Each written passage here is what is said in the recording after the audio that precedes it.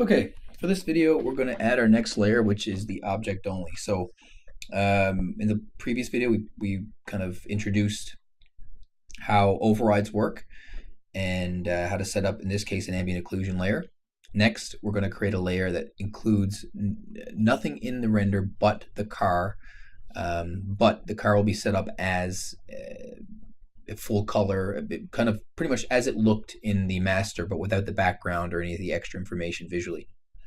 Within that, we're also going to set up what are called AOVs, which allow us to separate sub details, kind of giving us even more control for things like reflections, specular, color, lighting, z-depth, all those sorts of things.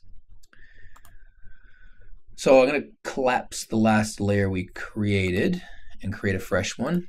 This one will be, I'll call it object only because that makes it more universal.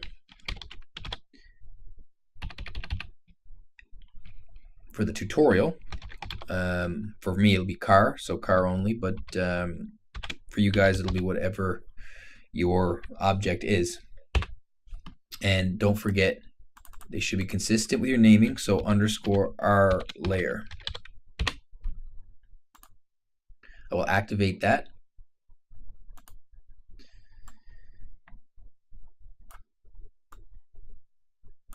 And just like I did before, I'm going to have to add a collection to add the geometry that I would need to make this happen. So this one's pretty easy. So I'm going to create a new collection.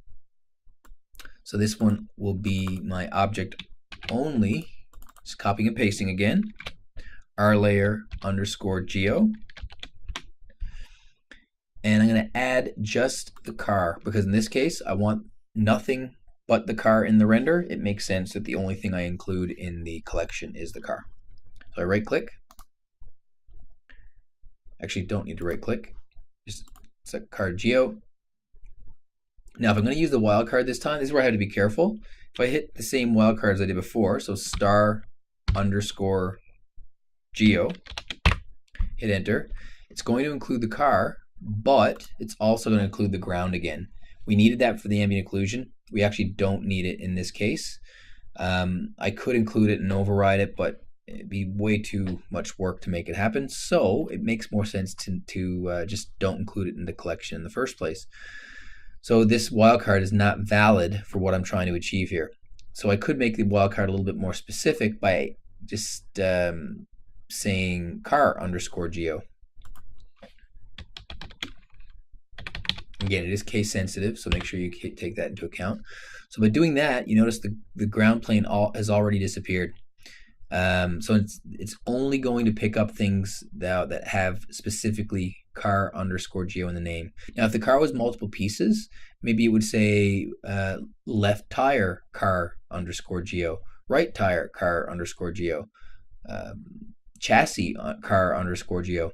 It would include all the car parts as long as it has car underscore geo in the name. But the ground, again, isn't included because car is not there. So working with the wildcard system requires that careful attention to naming conventions and being aware of what things are named at all times. Otherwise, you might end up with some things getting included that shouldn't, or things that you were hoping to be there don't show up. So just, again, be on top of those things if you're going to use the wildcards. Next, we want to create the override. So in this case, what we're hoping is that when we hit render, only the car shows up. So let's just see what we've got right now. So the car is there. That's great. We want that. However, the background is also still there, which obviously we don't want. We want the background to go away. Now, it's a little bit different situation, however, than the ambient occlusion. The ambient occlusion, we just need it to be white. For this setup, we need it to be black. The car should be just on a black background. But also, if we go to the alpha channel, which is this button right here in the render, Maya always has an alpha channel included by default. and we need that. It's something we need for Nuke to be able to have the information that it requires to cut things out. For the 3D object, the alpha channel should be a silhouette of that object. I should see the car here, just a black and white version of the car, where the car is white and the background is black. The reason I'm not seeing that is because, unfortunately, the dome light includes alpha information, and that applies itself to the background, kind of covering up the car with its own alpha channel, which again we don't want. So the red, green, blue channels all look good. So, but the alpha is an issue. So the problem right now is not with the car. So we actually don't need to override anything here. We want this layer to render the car. It's doing that. The problem is with the background. So we actually need to create a collection for the background again. Now we don't have to create it fresh. We could copy and paste because we've already created the background here. The problem is we do need different overrides, however. So if we did copy and paste it, we would need to delete the overrides and create new ones. So for this example, I will create a fresh one. For the next example, I actually will do the copy and paste method to show you how, and show you how easy it is and how useful it can be. But for now, I will create another custom collection. Again, start with the existing name of that layer just to be organized, paste it in, and this will be underscore background again, because it's the background we're trying to change.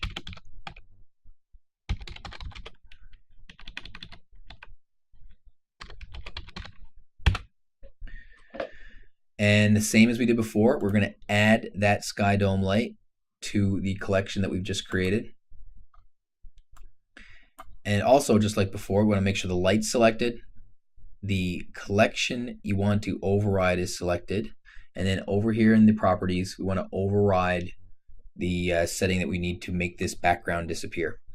And in this case, what we're trying to achieve is we're trying to make the background image and the dome invisible to the camera. As far as the camera is concerned, it doesn't see it.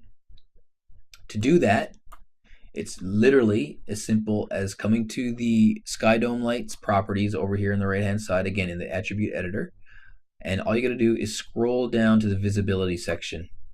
So these settings control the visibility of everything to do with that Sky Dome light. And you can see there's a bunch of things you can control individually. The only thing we need to worry about right now is the camera. If we turn the visibility of the camera off, then essentially the camera will no longer be able to see the dome light. The light will still exist. It'll still hit the car. It'll still create the highlights and shadows in the car as we need for the render. But the light itself, which in this case is the Sky Dome, will no longer show up to the camera. And that's exactly what we want. So right click on camera. And you want to create an absolute override for the visible layer. It'll turn orange, indicating that the override has been applied to the current layer, which is exactly what we want. And then, as we can see, the hierarchy has been added for us that contains that override. And now we've got this slider that, oops. Don't know why it's taking up so much space, but yeah, we've got this camera slider here that essentially replicates the function of this. And if we turn it off, so switch it all the way to 0, and now we check our render,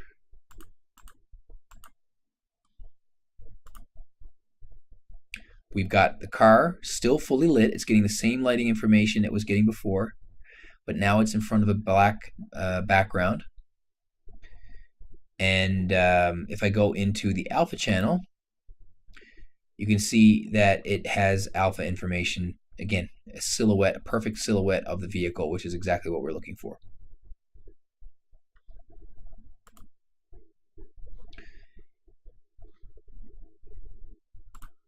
So that is pretty much the process repeated.